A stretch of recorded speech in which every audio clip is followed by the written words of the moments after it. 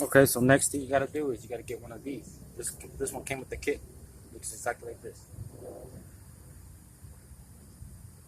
This is used for you gotta poke this inside the hole and just like keep going like this to clean it, make sure everything's smooth. So let me do that.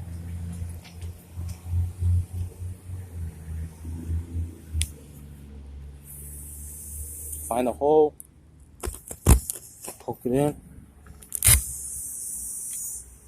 make the hole a little bit cleaner and bigger. Just go like this. You see there's more air coming out now? I made the hole bigger.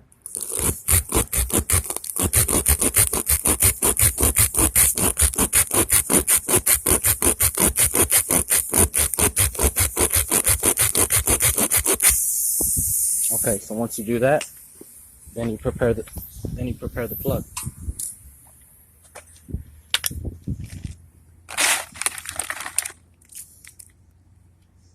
That's what the plug looks like. And then I guess they gave you a longer one.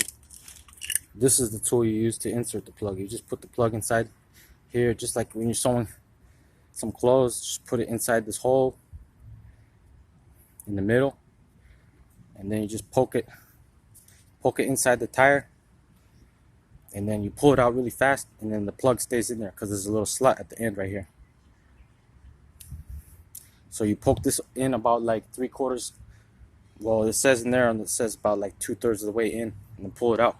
And the rest of it, you just cut off with a knife or blade, and then that's it. You just fill it up with air. This one says you got to use this rubber cement, which I never used before, so I don't know. I guess I'll use it since they say you use it, but they're saying you have to put this on top of the plug and just coat the plug with it.